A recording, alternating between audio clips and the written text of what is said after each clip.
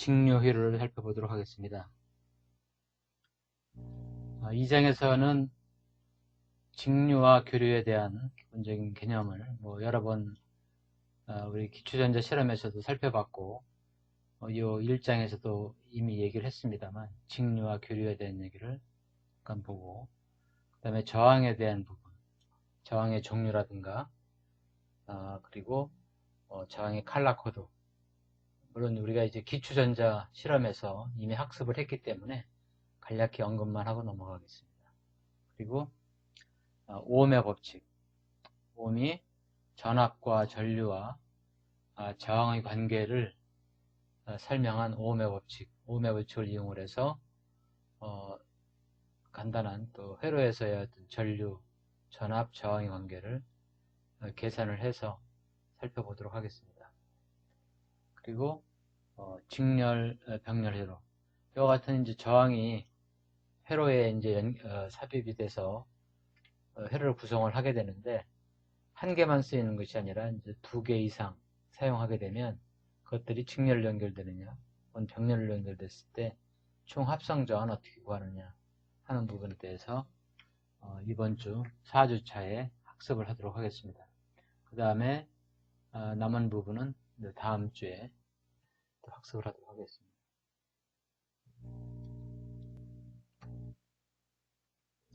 먼저 직류와 교류, 여러 번 설명을 했습니다만 시간에 따라서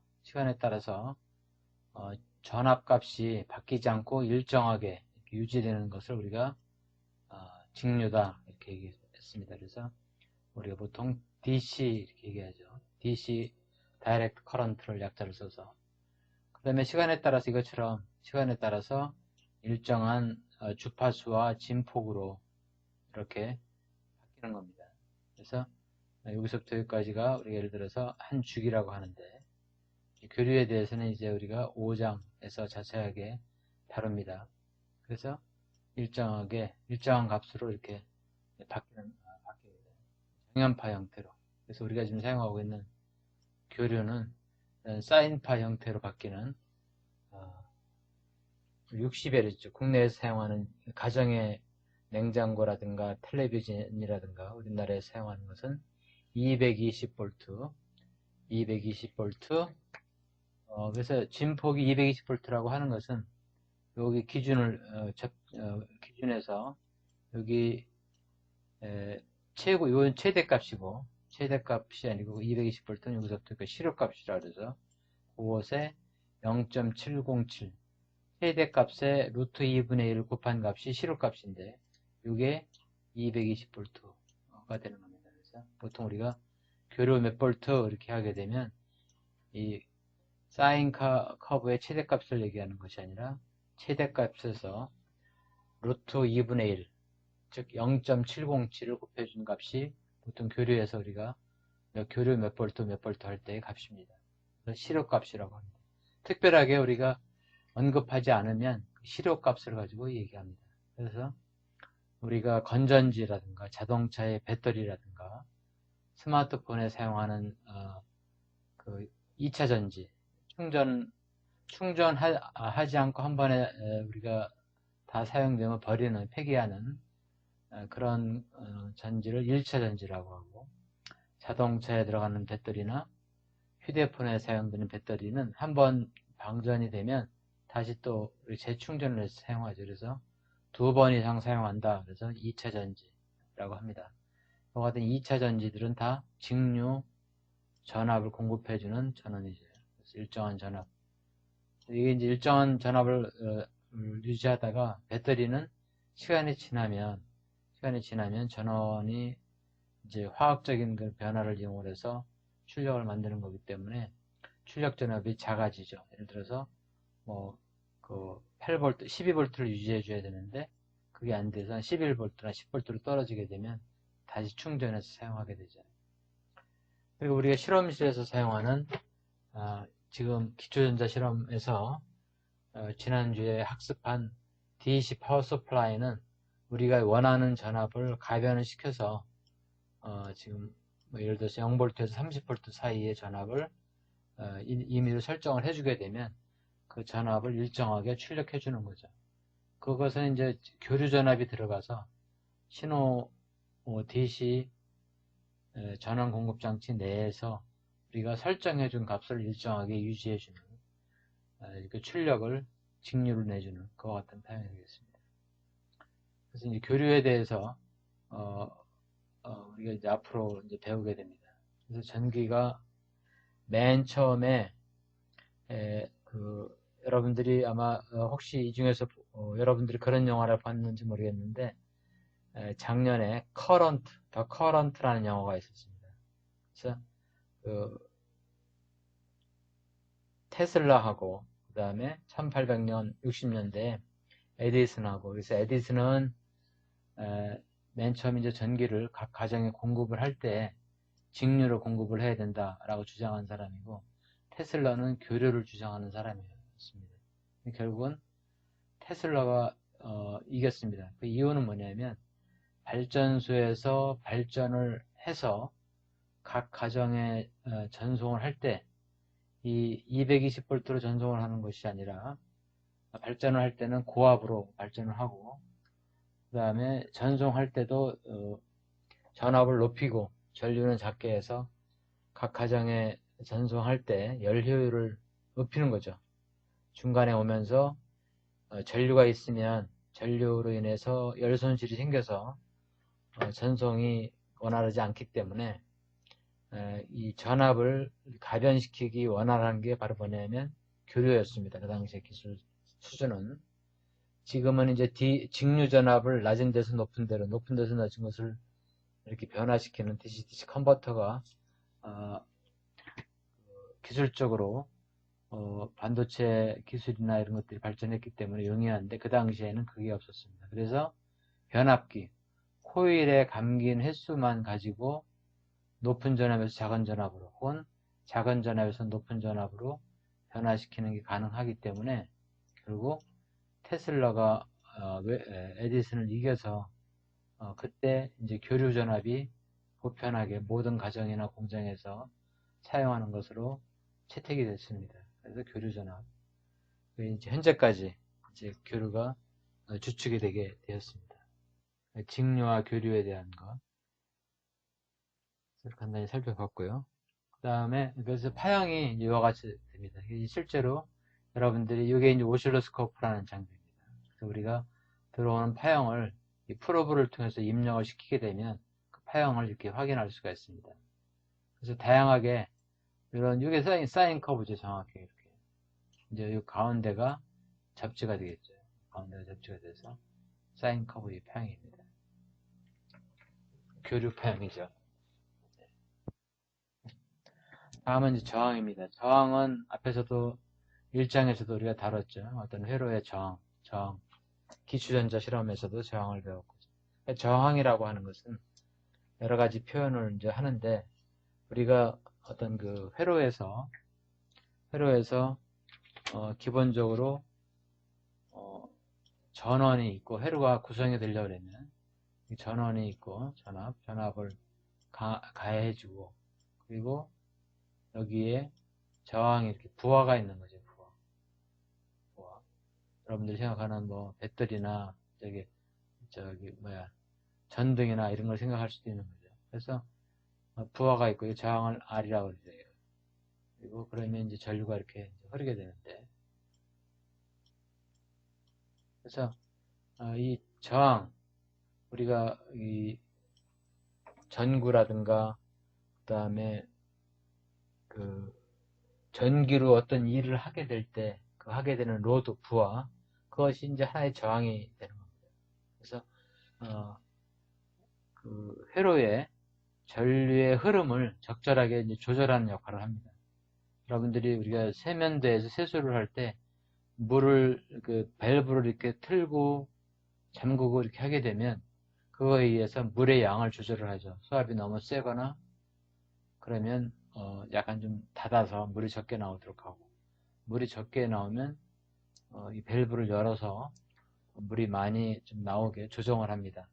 이 같은 조정을 하는 역할을 하는 것이 전기 회로에서 하나의 저항 역할을 하는 거죠. 그래서 저항이 없으면 우리가 적절한 흐름을 제어할 수가 없기 때문에 사용할 수가 없는 거죠.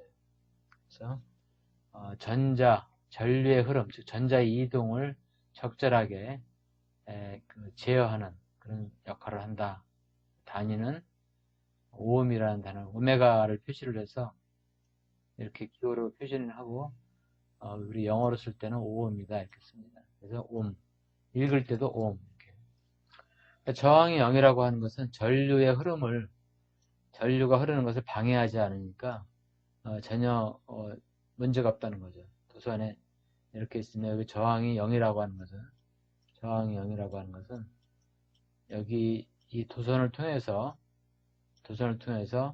전자가 이동을 할 때 이동을 방해하지 않는다는 거죠. 그러니까 저항이 0이라고 하는 것은 다른 말로 우리가 쇼트라고 합니다. 쇼트다. 연결되어 있는데 도선의 저항을 이제 무시를 하고 했을 때 전류가 잘 흐른다. 전자가 이동이 방해받지 않고 이동할 수 있기 때문에 잘 흐를 수 있다. 겁니다. 쇼트라고 이렇게 합니다. 쇼트. 스위치가 온된 것 같은 역할을 하는 거죠. 그 다음에 무한대, 저항이 무한대라고 하는 것은 이 도선이 이렇게 있으면 무한대라고 하는 것은 뭐예요? 도선을 이렇게 이제 전자가 이렇게 이동을 하는데 여기에 저항이 무한대가 이렇게 있으면 여기를 넘어갈 수가 없는 거죠. 그러니까 이 도선은 뭐랑 같으냐면 끊어진 거랑 마찬가지죠. 이렇게 끊어져 있어요. 그래서 전자가 이렇게 날아갈 수는 없어요. 그렇기 때문에 이것을 뭐라고 하느냐면 오픈이라고 합니다. 스위치가 오프되어 있는 거죠. 오픈, 열려있다. 그래서 저항이 0이라고 하는 것은 쇼트가 났다는 거예요. 그래서 여러분들이 두 개의 선이 서로 끊어졌냐 안 끊어졌냐, 단락되어 있느냐 안 됐느냐 한 것을 오픈을 다른 말로 단락이라고 하죠. 그래서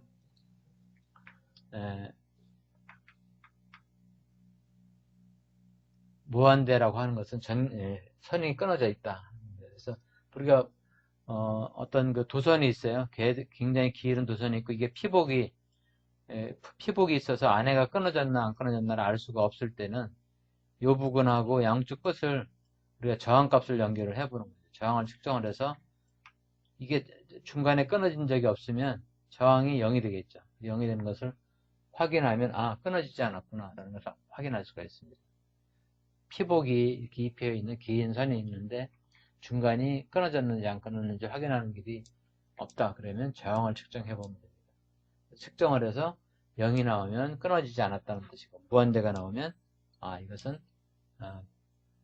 중간에 끊어졌다 이런 것을. 그 다음에 이제 저항분의 1 저항의 역수는 G라고 해서 컨덕턴스라고 합니다. 그래서 이 오음을 뒤집음으로 표현합니다. 단위는 시멘스, S를 표현하거나 아니면 모를 표현합니다. 오음을 거꾸로 쓰면 모가 되죠. 네. 저항의 크기는 정의를 1오음의 저항은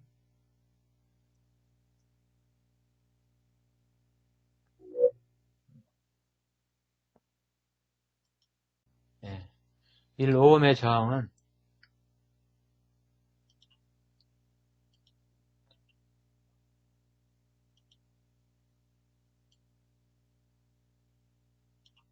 1오음의 저항은 도체 양단의 전위차 1V에 의하여 흐르는 전류가 1A일 때의 저항이다. 이렇게 있습니다. 그래서 결국 아까도 언급한 것처럼 전압과 전류와 저항이 있을 때 1ohm이라고 하는 것은 전위차, 두 지점의 전위차 1V에 의하여 1A의 전류가 흐를 때 저항을 의미한다. 그래서 어떤 한 물질에서 어떤 단면적의 저항은 물질의 길이를 L이라고 단면적을 A라고 하게 되면 이런 형태에 의해서 보통 영향을 받습니다. 물론 이제 온도에 따라서도 영향을 받습니다. 그래서 low 저항 R은 어떤 그거의 단면적을 A라고 하고 길이를 L이라 하면 길이가 길수록 저항이 커지죠. 단면적이 길수록 단면적이 이렇게 작은 이렇게 큰 그 도체하고 단면적이 작은 경우하고 이거는 크죠, 단면적이. 그러니까 이쪽으로 이동할 수 있는 전자가 이동하기가 편하겠지. 이거 굵은 거보다 굵은 게 더 전자가 이동하기 편하기 때문에 이게 저항이 작은 거죠. 그러니까 단면적이 클수록 굵을수록 저항은 작아지기 때문에 저항은 결국 뭐냐면 길이에는 비례하고 길으면 길수록 저항이 커지겠죠. 단위 면적당 저항이 있기 때문에 단면적은 클수록 저항은 작습니다. 그래서 이제 로가 있는데 이것은 뭐냐면 물질의 종류에 따라서 예를 들어서 금이나 은이나 동이나 이런 경우에 그 저항률 이걸 보통 저항률이라고 하는데 레시스티비티 저항률이라고 하는데 이것은 금이나 은이나 뭐 구리같이 전기가 잘 통하는 것은 저항률이 작겠죠. 그렇지만 뭐 니크롬선이라든가 이런 것들은 저항이 크기 때문에 보통 우리가 뭐 전기 히터를 만든다든가 할 때 그런 재료를 사용이 됩니다. 그 재료에 따른 상수다 하면 되겠습니다. 그걸 반대로 하게 되면 이거는 이제 컨덕티비티가 되겠죠. 왜냐면 R분의 1이나 똑같으니까 저항이 클수록 이거는 작아지니까 전기 전도도 이렇게 컨덕티비티. 예, 여기서 시그마는 전기 전도도입니다. 아까 로의 역수가 되겠고 그래서 컨덕티비티, 지멘스는 이렇게 단면적에는 비례하고 길이에는 반비례하는 이런 형태가 되겠죠. 그래서 저항의 역수가 되기 때문에 전도도 이렇게 얘기합니다. 전기 전도율. 네, 그래서 그러니까 로하고 시그마를 보면 저항률은 전기가 잘 통하는 걸수록 작은 값이 되겠죠. 이렇게. 은이나 구리나 이건 굉장히 저항이 낮기 때문에 전기가 잘 통해서 이것들은 어떤 용도로 쓰느냐? 도선용으로 쓰죠. 도선을 만드는데 구리 같은 거, 같은 것들을 도선을 용으로 쓰려면 또 가느다랗게 만들 수 있어야 되고 인장 강도도 있어야 되고 이렇게. 그리고 저항률도 작아야 되겠죠. 대신 이제 전기 전도율 얼마나 잘 통하느냐 저항률의 역수가 되니까 이것은 크다는 것을 알 수가 있습니다.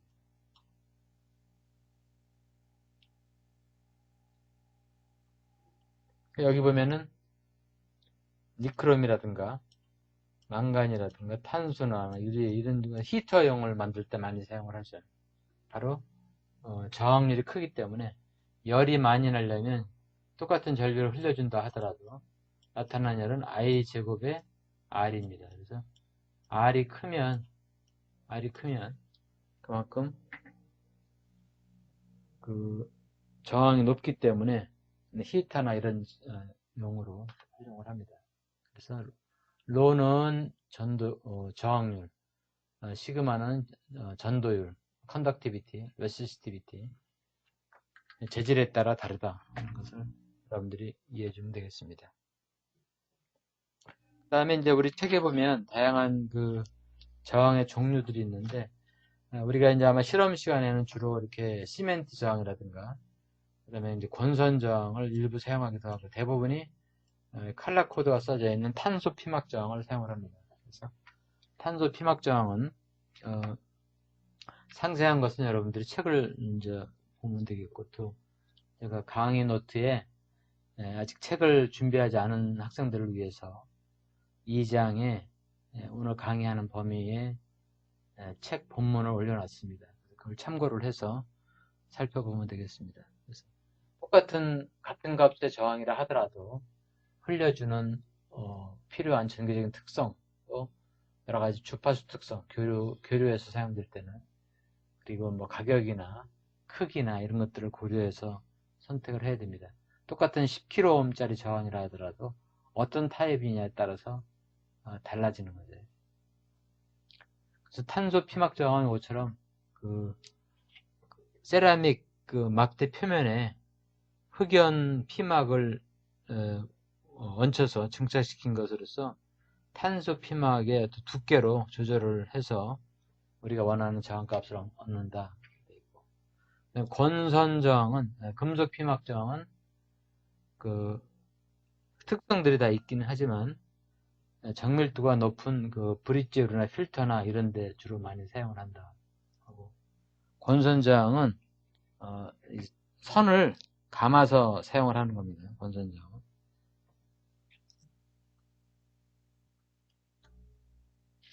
그리고 시멘트 저항은 이 그림에서 보는 것처럼 시멘트로 이렇게 구성을 해서 만드는데, 사각형 시멘트 관 속에 시멘트 저항 재질을 압축해서 넣어 만든 것으로 보통 이제 와테지가 사용 와트가 큰 것을 사용합니다. 그래서 보통 2에서 10와트 정도. 보통 우리가 이런 그 탄소 피막 저항은 예를 들어서 8분의 1와트다, 16분의 1와트다, 2분의 1와트다 이런 걸 사용합니다. 그래서 와트가 크다는 것은 우리 일장에서 배웠던 것처럼 똑같은 전압에 큰 전류를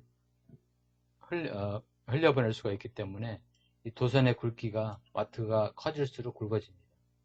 이제 한계가 열이 많이 나겠죠. 와트가 클수록 큰 전류를 흘려보내기 때문에. 그래서 똑같은 예를 들어서 105mm라 하더라도 이 탄소 피막 저항의 크기와 8분의 1와트짜리와 또 예를 들어서 5와트다, 10와트다 이렇게 하려면 이 탄소 피막 저항으로는 그게 안 되기 때문에 시멘트 저항으로 만듭니다. 그 다음에 카본 복합 저항이 있습니다. 탄소와 수지, 무기물을 혼합한 분말을 덩어리로 해서 구운 것으로 전원이나 고주파계 측기, 통신기기에 많이 사용합니다. 그래서 이렇게 다양한 저항이 있는 것은 아까 우리 얘기했던 것처럼 그 출력이라든가 사용할 수 있는 전력, 그리고 전기적인 특성, 그 다음에 주파수 특성, 교류 특성 이런 것들에 따라서 정밀도, 우리가 앞에서도 또 칼라코드에서 배웠던 것처럼 얼만큼 정밀하게 만들 수 있느냐 하는 거에 따라서 각각 다 다르게 그 용도별로 사용을 하게 되겠습니다. 그럼 이제 어레이라고 하는 것은 여기 좀 작게 보였습니다만 여러 개의 저항이 이렇게 어레이로 만든 겁니다. 그래서 보통 디지털이나 이런 용도로 할 때 같은 저항값 이런 것들을 많이 사용을 할 때 부피도 적고 여러 저항을 이렇게 우리가 작은 면적에 많이 넣을 수가 있기 때문에 이런 어레이 저항을 사용합니다. 이것은 대개 이제 주문형으로 만들어서 그래서 1kg짜리 저항을 8개를 쓴다 그러면 8개 개별 저항을 우리가 영어로는 디스크리트 저항이라고 합니다. 8개를 쓸 때 사용하는 PCB 면적하고 그것을 이렇게 어레이로 주문 제작해서 하게 되면 훨씬 더 작은 면적에 많이 사용할 수가 있으니까 편리하게 되겠죠. 어레이 저항 됐습니다. 그 다음에 이것은 이제 일반 저항을 표기할 때 패러드에 이런 식으로 이렇게 표기하게 되면 고정 저항이죠. 가변 저항은 이런 식이나 이런 식으로 우리가 회로를 그릴 때 심볼로 표현을 하게 됩니다. 네, 다음엔 저항 색코드죠. 그래서 크게 보통 우리가 4가지 칼라 밴드다 그러면 이 색에 할당된 번호를 이용을 해서 저항의 값이라든가 그 다음에 오차, 공차를 표현한다고 이렇게 했습니다. 일반적으로 금색, 은색, 무색 그리고 그 갈색, 적색 이런 식으로도 해서 정밀도를 표현을 합니다. 이 부분에 대해서는 우리가 기초전자 실험 시간에 했기 때문에 일단은 그냥 넘어가도록 하겠습니다. 그래서 한 가지 예를 들면 숫자 칼라를 읽어서 4, 7, 1이다. 그리고 K가 되어 있다. 이거는 숫자로 표현하는 방법이죠. 그리고 이런 식으로 SMD 타입 취입 타입 혹은 SND 타입 납땜을 할 때 핀을 구멍에 넣어서 PCB 뒷면에서 납땜하는 방식이 아니라 표면에 이렇게 붙이는 이런 경우에는 숫자를 읽어서 값을 이제 표현한다 그랬죠. 그래서 201이 저항값을 표현하는 거죠. 그리고 두 번째가 공차를 표현하는 거예요. 그래서 요 같은 경우는 20 곱하기 앞에 숫자가 20 곱하기 10의 1승 205mm 되겠죠.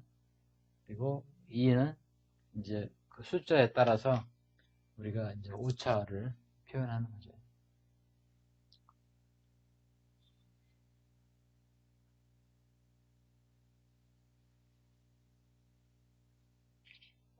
그 다음에 이제 가변 저항과 반고정 저항이 있습니다. 가변 저항은 우리가 포텐시오메트라고 그래서 기초전자 실험 시간에 했죠. 그래서 이 두 개의 단자가 있고 요 가운데 있는 단자를 좌우로 돌려서 이 핸들, 셰프트를 돌리게 되면 저항값이 왔다 갔다 했죠. 그래서 이 가운데 있는 거하고 나머지 두 단자를 우리 이용을 하게 되면 그리고 이 가변 저항 셰프트를 돌리게 되면 일정한 범위 내에서 저항값이 가변이 되죠. 그 다음에 이 반고정 저항은 이것은 회로에 PCB에 납땜한 상태에서 위에 있는 그 드라이버로 이것을 조정을 하게 되면 일정하게 조정이 됩니다. 그래서 어떤 개수를 맞춘다든가 통신 필터의 개수를 맞춘다든가 그 미세 저항을 조정하려고 할 때 회로에 사용을 하고 그 다음에 출력 단자를 우리가 확인해 가면서 조정을 하고 조정이 끝나면 더 이상 움직이지 못하게 여기에 이제 고정을 시키는 그런 그 잉크를 접착을 하죠. 예. 그래서 미세 조정을 하고자 할 때, 그리고 어떤 회로의 특성이 이렇게 고정적으로 이렇게 딱 이렇게 부품을 만들 수 없을 때는 이와 같이 회로에 장착한 상태에서 그 동작 특성을 보면서 조정을 하는 반고정 저항이다.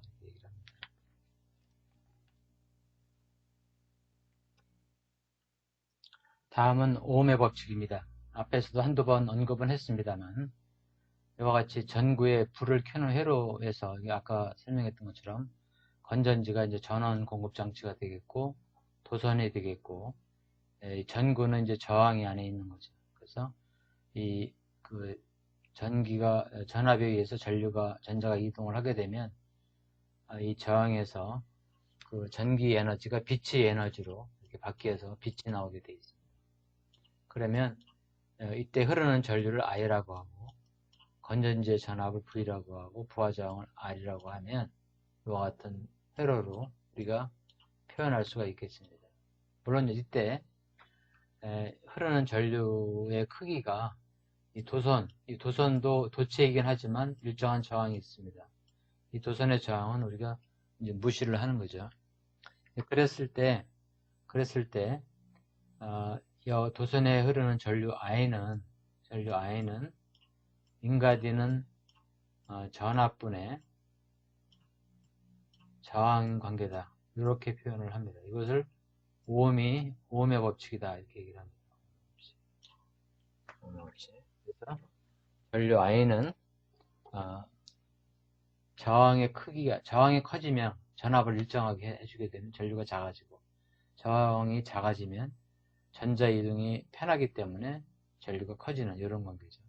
또 이것을 우리가 다시 쓰게 되면 V에 대해서 쓰게 되면 이것은 이런 식으로 회로에 걸리는 전압은 전류 R하고 저항 R하고 전류 I 이렇게 바꿀 수도 있죠. 또 저항을 기준으로 해서 우리가 표현하게 되면 회로에 걸리는 저항은 V분의 I가 되겠죠. R은 I분의 V. 세 가지 식으로 각각 표현할 수 있습니다. 어떤 것으로 써도 상관없습니다. 그래서 우리가 구하고자 하는 값에 따라서 전압을 구하려고 할 때는 Ri, 저항을 구하려고 할 때는 회로에 흐르는 전류를 가지고 걸리는 전압을 나눠주게 되면 저항을 구할 수가 있습니다. 그래서 이것을 1827년 독일의 물리학자 오음이 발견해서 오음의 법칙이다. 가장 기본 법칙입니다. 맨 먼저 나오는 법칙이 가장 중요한 법칙이죠. 그래서 이제 직류에서는 I는 이꼬로 R분의 V 이런 식으로 오음의 법칙이 성립을 합니다만 이제 교류가 되면 저항에 해당하는 부분이 저항과 그 다음에 콘덴서 코일의 영향까지 합쳐서 그걸 임피던스라고 합니다. 그래서 교류에서는 임피던스가 R 대신 역할을 합니다. 그래서 I는 이꼬로 Z분의 V 이렇게 사용을 합니다. 앞으로 우리가 배우게 되겠죠.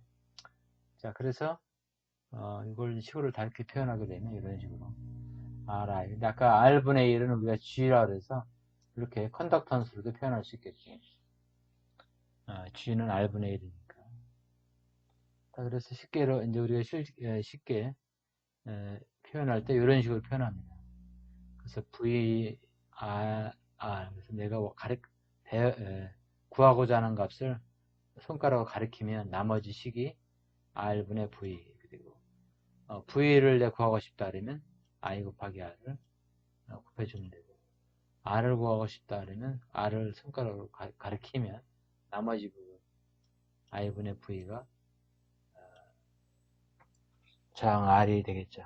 그래서 예를 들어서 어떤 8V 건전지의 예제 이점에 램프에 접속을 하고 전류를 측정할 때는 0.4A다.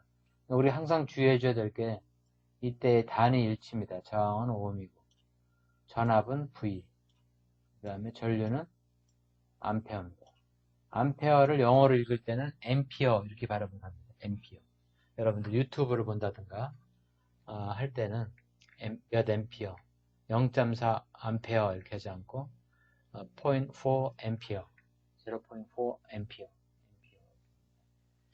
그래서 단위가 오hm, 그 다음에 볼트, 암페어 이게 이제 같은 표준 단위입니다. 그래서 킬로옴으로 됐거나 메가옴으로 됐거나 하게 되면 그걸 단위를 오음으로 바꿔서 생각해 줘야 되고, 전압도 마찬가지고 전류도 마찬가지입니다. 그래서 0.4 앰피어 그러면 구하는 저항은 얼마냐? 그러면 I분의 V. 우리가 전압을 알고 그 다음에 전류를 아니까 저항은 기본적으로 25옴이 되겠죠. 25옴.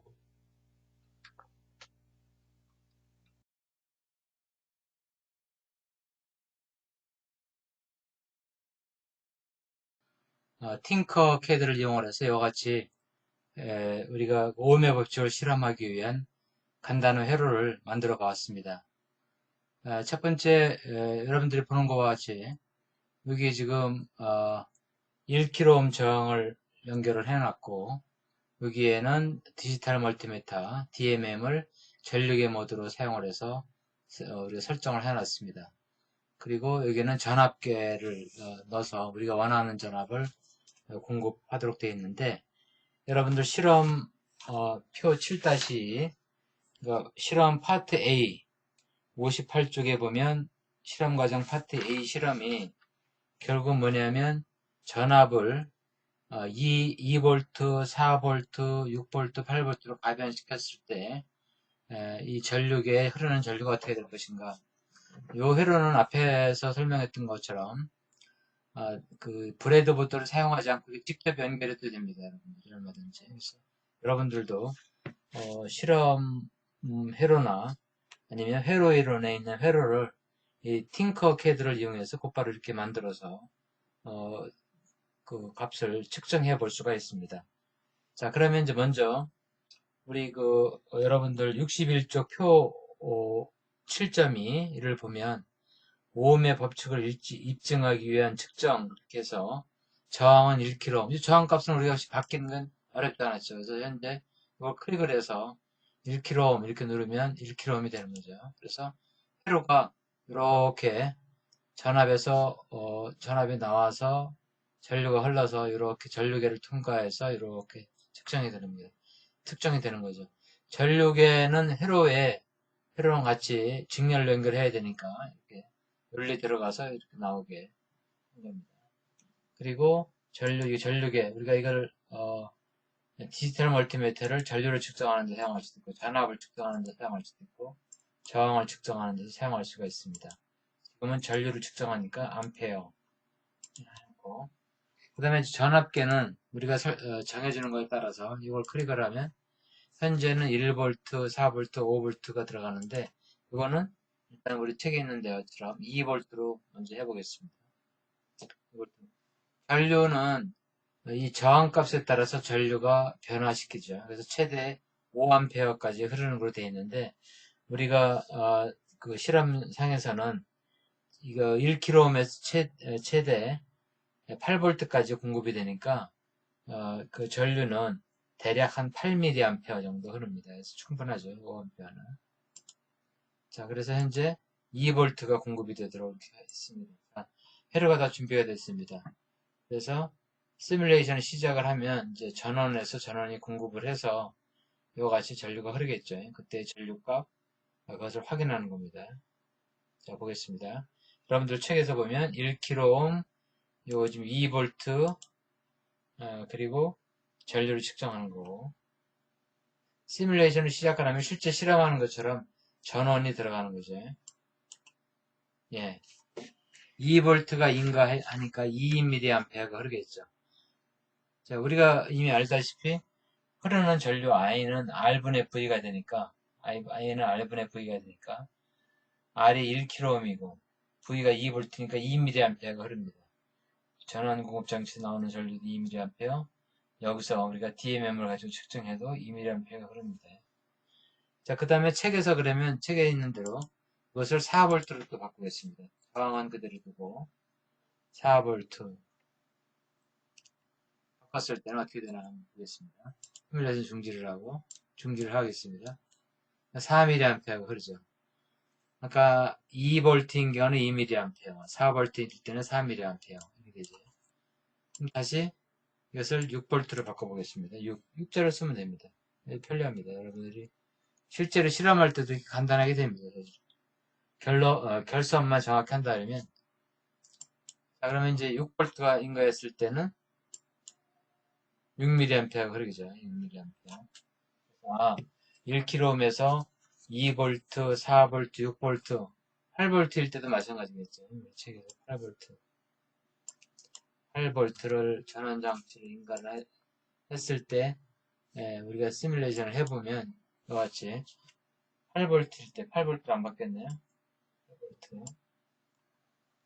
8V로 바꿔서 시뮬레이션을 해보면 8mA가 흐르죠.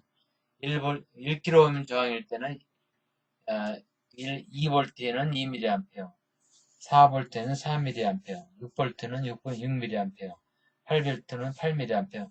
우리가 시뮬레이션 한 거니까 정확하게 이렇게 나오지만 실제로는 저항의 오차라든가 이런 것으로 인해서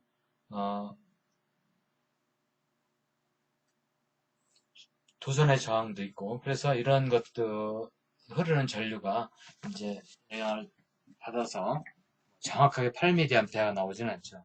뭐 7.9, 7.93 이런 형태로 나옵니다. 이와 같이 이제 오음의 법칙, 저항은 고정시킨 상태에서 전압을 다르게 했을 때 전류가 어떻게 될 것이냐. 즉, 전류는 전압이 커지면 함께 커지는 비례 관계에 있다는 것을 알 수가 있습니다. 자, 그 다음에 저항을 1kΩ이 아니라 2kΩ으로 바꿔줍니다. 여러분들 표로 또 그려보면 이제 반비례하는 것을 알 수가 있습니다. 자, 이것은 이제 이 글자는 제가 이제 1kΩ이라고 했는데 이거는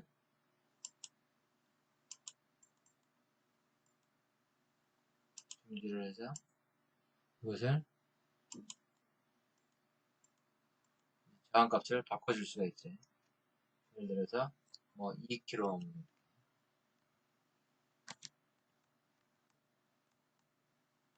이건 이제 보기 좋게 글자를 알려주는 거. 7대 저항값을 바꾸려면 이것을 클릭을 해서 여기서 2kΩ 이렇게 바꿔줘야 됩니다. 실제 저항은 2kΩ입니다. 그랬을 때 이제 전압을 다시 또 우리가 가변을 시켜가면서 측정해 봐야 되겠죠. 2V 해서 시뮬레이션 시작하면 2kΩ이고 2V니까 1000 마이크로암페어는 0.1mA가 되죠. 1mA. 10의 3승 그 10의 3승 마이크로암페어가 1mA니까 또 10의 3승 미리암페어는 1A가 되죠. 그래서 1000 마이크로암페어건 1mA 같은 뜻이에요. 그래서 2V일 때는 2kΩ인 경우에 아까는 1kΩ인 경우에는 2V일 때 2mA가 흐르는데 여기서는 1mA가 흐른다. 간단한 계산으로 확인할 수가 있습니다.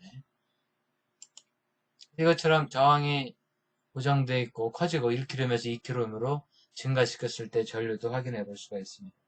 또 3km, 4km 또 마찬가지로 여러분들이 확인해 볼 수가 있습니다. 그래서 팅커캐드를 이용해서 이렇게 간단하게 우리가 실험을 할 수가 있었습니다.